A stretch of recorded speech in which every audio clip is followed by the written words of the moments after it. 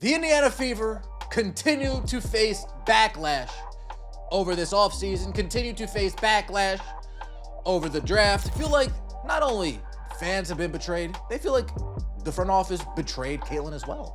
Why are you bringing in opponents who can't get Caitlin Clark out of their head 24/7? Why are you bringing in players who call Caitlin Clark fans racist? Why are you bringing players in who... What is the plan for Caitlin Clark? Because it looks like it's you guys' idea to try to build a team to win without her rather than getting supplemental pieces for her. I'm trying to understand what's going on. So, the Indiana Fever front office just keeps digging itself deeper, huh?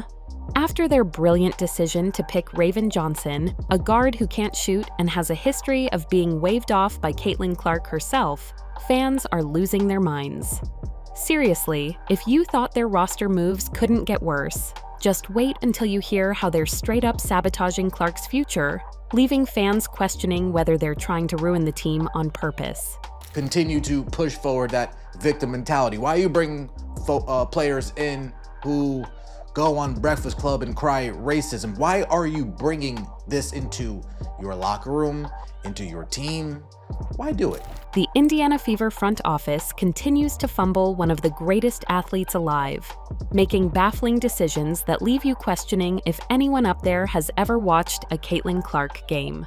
After a historic rookie year, Clark entered the 2025 season ready to build, but injuries hit hard, sidelining her for most of the year. Despite being out, the Fever somehow made it to Game 5 of the semifinals. But let's be clear, they got lucky. Instead of learning from this and building a team that supports Clark, the front office made a disastrous draft pick, failing to protect their star and set the team up for success. In the 2026 WNBA draft, the Indiana Fever have selected the person that got waved off because they can't shoot, the person that was on the floor as UCLA is putting belt to South Carolina's ass, Raven Johnson. So, Raven Johnson, pick number 10. If you think this is just about basketball, then you're clearly not paying attention. Let's take it back to the 2023 Final Four, Iowa versus South Carolina. Caitlin Clark is doing her thing, commanding the floor, while Johnson is standing out at the three-point line, clutching the ball. And what does Clark do? She stays in the paint, glances over, and waves her off like she's a fly. The message couldn't be clearer. Clark had zero fear of Johnson's shooting. She practically dared her to take it.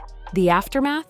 The internet went wild, and Johnson got torn apart online. She admitted it was so bad it nearly made her quit basketball, not exactly a minor freakout. And the Indiana Fever's brilliant move in April 2026? Sign her to a first-round contract and say, "See you at training camp." Outstanding decision-making, right? That would mean so much to me. The only thing that's going to save this front office is if Stephanie White lets Caitlin Clark play Caitlin Clark ball, and if they make a run and win the championship. Folks, now here is where Amber Cox, Indiana's general manager, took things from bad to theatrical. She walks out in front of a crowd of 500 season ticket holders at the draft watch party, and she announces the pick with the energy of someone who just discovered electricity. "Home run tonight, home run." That was her exact quote, "home run."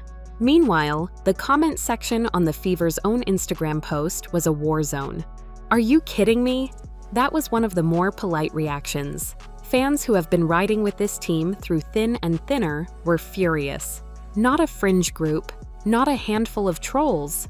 The actual paying, jersey-wearing fan base was telling the front office directly that they missed the mark badly. And Cox was out here celebrating like she just traded for LeBron. Indiana Fever, fire the front office, man. Y'all on some BS, bro. Y'all on some straight up BS. This is the same Raven Johnson that was out pushing a race narrative versus Caitlin Clark fans just a couple weeks ago. What are y'all doing, bro? Yana Nipkin. Let's talk about what was actually available at pick 10, because this is where it really stings. Gabriela Jaquez, a 6'2" wing from UCLA, was sitting right there, waiting to be picked. Just a few weeks before the draft, she dropped a 21-point, 10-rebound double-double in the national championship game, leading UCLA to a blowout win over South Carolina. She averaged 13.5 points, 5.5 rebounds, and was shooting efficiently from everywhere on the floor. A versatile player, a proven winner, and someone who could create mismatches against smaller defenders while also locking down multiple positions on the other end. And here's the kicker. Caitlin Clark herself was watching that championship game, saw exactly what Jaquez was doing, and hyped her up on social media. Clark was basically telling the Fever's front office, "This is the kind of player who gets me excited." But somehow, Indiana missed the memo. That's all she's bringing. That's it. At 5'9", who she really defended? Instead, they picked Raven Johnson. Jaquez, meanwhile, went 5th overall to the Chicago Sky, just 5 picks before Indiana's turn. Fans who were sitting in Gainbridge Fieldhouse during the draft saw Jaquez go off the board and were heartbroken, posting comments like, "Would have loved to see her at Fever, but never mind." That's the emotional state of the fanbase right now, defeated and disillusioned. The Fever's decision to miss out on someone Clark was clearly excited about only added to the frustration. This team's still facing backlash. And I don't know if it'll ever stop. I'm sure once the season starts up again, it'll start slowing down. But as of right now, they are still getting crushed. Then Stephanie White got in front of the microphones. And if Amber Cox's home run quote was the appetizer, White served up the main course. A reporter asked White how adding backcourt depth helps after Clark's 2025 injury nightmare. White's response? "We're not speaking those into existence anymore." She was talking about injuries. She is applying a manifestation strategy to a sports medicine problem. Clark played 13 games because she was overused and underprotected. The solution is depth management, rotation planning, and surrounding her with players who take pressure off her by spreading the floor. The solution is not announcing to the world that you are simply choosing to not think about it anymore. This is a professional sports franchise. Millions of dollars are on the line, and the plan is vibes-based injury prevention. Offense, she's mid-a-moski. She's mid, bro. It's just like, what are y'all doing, man? What are the Indiana Fever doing, man? This front office is a joke. This front office is a straight-up joke and a travesty. It is ridiculous what this front office has done, man. And then White described how the new backcourt rotation would work. She explained that Johnson and Ty Harris would help give Kelsey Mitchell some rest. She talked about Clark being able to play on and off the ball. Fans immediately jumped on this because what it actually sounds like is Clark's role becoming less defined, not more. Clark has thrived when she is running the show at point guard with shooters stationed around her. She creates chaos off the dribble. She pulls defenses apart with her vision. What you do not do with a player like that is muddy up her responsibilities and start talking about her playing on and off the ball, like she is a combo guard you are trying to fit into a rotation. The fans heard that and started asking a very fair question. Is the plan to actually maximize Caitlin Clark, or is it to just find minutes for everyone and hope for the best? Come enjoy the show. Additional single game tickets available now. No thanks. I'd like to see Caitlin Clark be Caitlin Clark. And speaking of too many guards, let's look at the full picture of Indiana's backcourt right now. You have Clark, you have Kelsey Mitchell, first team All-WNBA last season. You have Lexi Hull, who re-signed. You have Sophie Cunningham, who re-signed. You have Ty Harris, who they brought in through free agency. And now you have Raven Johnson and Jessica Timmons from the draft. That is 7 guards. 7. Indiana drafted a guard in round 1, skipped over a big shooter in round 2 to take Justine Pissot at 25, and then went back and took another guard in round 3. Every single pick involved guard play. Meanwhile, the front court behind Aaliyah Boston remains a question mark.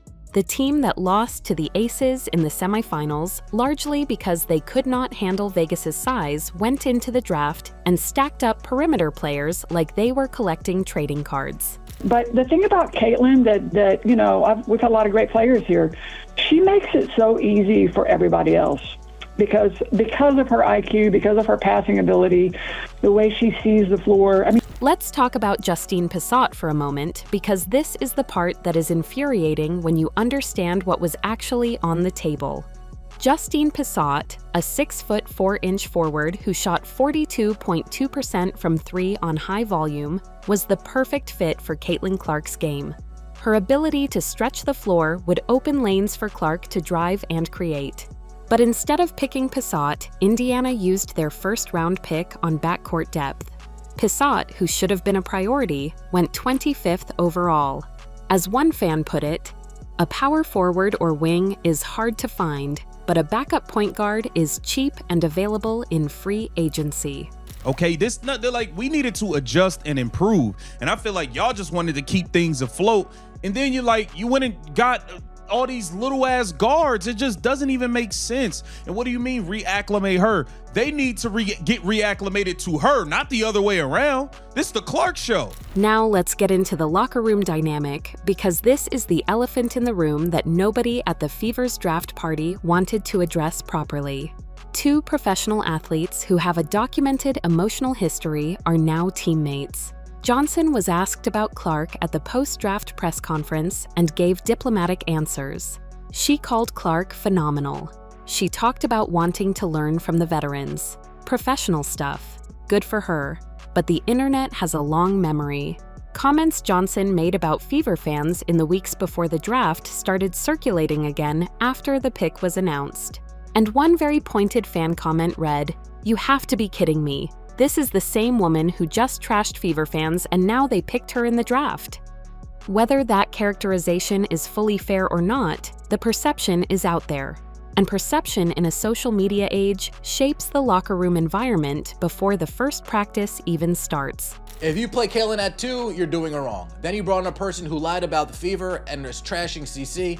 Now we have to support someone who hates us based on skin color. I hope CC leaves. You don't deserve her. Here is what nobody in that front office seems to be asking. What does Caitlin Clark actually need to win? She needs shooters. She needs spacing.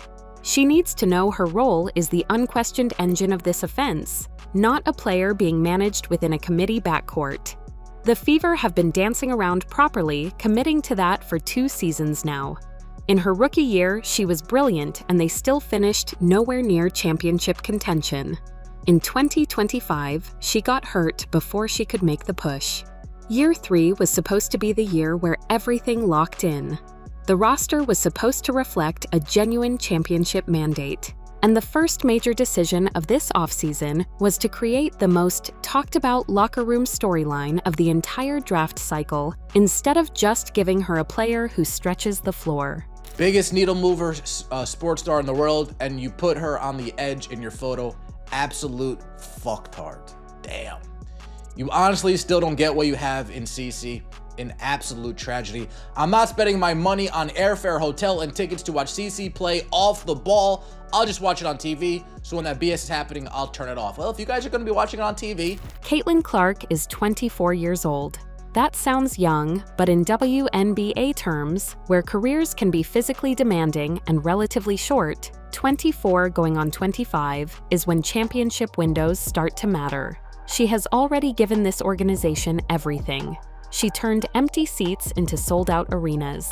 She made road games in cities that never cared about women's basketball into events that needed overflow viewing sections.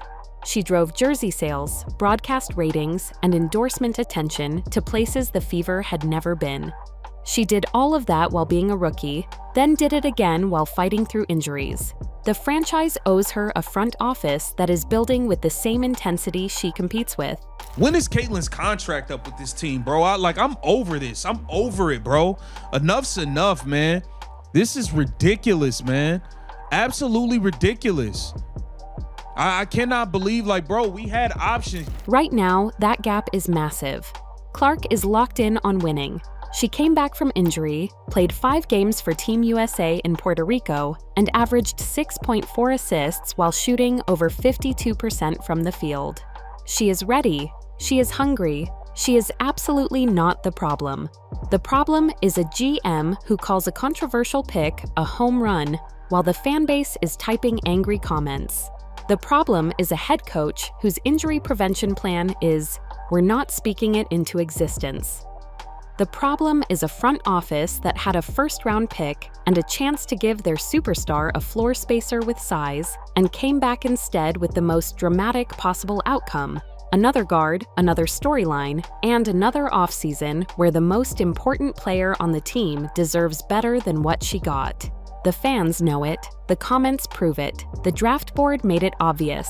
And when the 2026 season tips off on May 9th, every single thing that goes wrong is going to trace back to decisions made this offseason. Clark will compete because that is who she is. But she deserves a front office that is competing just as hard for her. Caitlin Clark is an offensive-driven point guard. Raven Johnson is a defensive-minded point guard. Chloe, they can fit, like you said, they're both point guards. And then Chloe Peterson, in her nice condescending way, says, have you ever heard of this thing called a backup? Now, let's talk about the social media disaster. This is where the Fever front office went from incompetent to downright insulting. Right after all the draft chaos, the Fever started pushing ticket sales. Totally normal, right? Teams sell tickets. It's part of the business. But here's the thing. You just spent a week making your fan base furious. You let Natasha Howard walk to Minnesota. You drafted a player with one of the most uncomfortable backstories in recent women's basketball history using your top pick. And now, you want fans to open their wallets? The tone deafness is impressive at this point. It takes a special kind of confidence to burn the house down and then immediately try to sell people a subscription to the smoke. I'm tired of them, bro. Like, this front office is a joke, man. This front office is an absolute joke. I wish Flaw Jay. And the fans made their feelings crystal clear. The response online was not warm. Comments flooded in questioning the direction of the team. People who had already paid for season tickets started publicly wondering if they wanted renewals. The Fever built an absolutely enormous fan base from scratch because of Caitlin Clark, and then kept making moves that made those fans feel like they were being ignored. That is not a small problem. That is a franchise loyalty problem. Jersey sales went up 1,193% when Clark arrived. Road ticket prices jumped 140% when Indiana was the visiting team. The average resale price for a Fever road game hit $312 per ticket. These are not made-up numbers. This is real money, real demand, and real people showing up because of one player. And every time the front office makes a move that disrespects that player's needs, those fans take it personally. Because for them, it is personal. What I've been saying, they just didn't put enough pieces around her. The correct pieces around her with the adequate skill set around her. The adequate skill set. Here is the deeper issue with how Indiana markets this team. Caitlin Clark is the product. She is not a piece of the product. She is not one of several featured players. She is the entire reason the Fever went from afterthought franchise to the hottest ticket in women's sports. The Fever had 800 million social media views in just one stretch of the 2024 season. 800 million. They were the #1 team across all major sports in video consumption during that span. Not just in the WNBA. Across the NBA, NFL, NHL, and MLB too. Clark did that. So when the front office markets the team in ways that do not center her fully, or makes roster decisions that seem to dilute her role, the fan base reads it correctly. They are not being paranoid, they are paying attention. And Raven was one of those guards. So defensively, certainly somebody that can back up Caitlin, that is going to be on a rookie scale contract for a long time, that can grow into our team long term. Stephanie White's comment about Caitlin Clark being able to play on and off the ball isn't a compliment, it's a warning. The Fever are already planning to move Clark away from her natural role as the primary playmaker. Fans quickly noticed, calling out the coaching staff for not recognizing that Clark thrives when she has control of the ball, reading defenses, and creating plays. Shifting her to a spot-up shooter role would waste what makes her special. Just basically call Caitlin Clark fans racist and try to make it seem like Caitlin Clark fans was the reason she was going through this mental thing. Like, bro, you go to South Carolina and y'all lost. You think it wasn't people from South Carolina being racist, calling you names or whatever you claim was going on?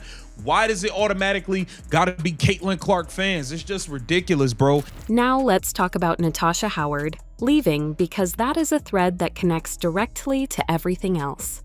Howard was Indiana's reigning Commissioner's Cup MVP. She started all 44 games in 2025. She averaged 11.4 points and 6.6 rebounds and shot 55.2% from the field.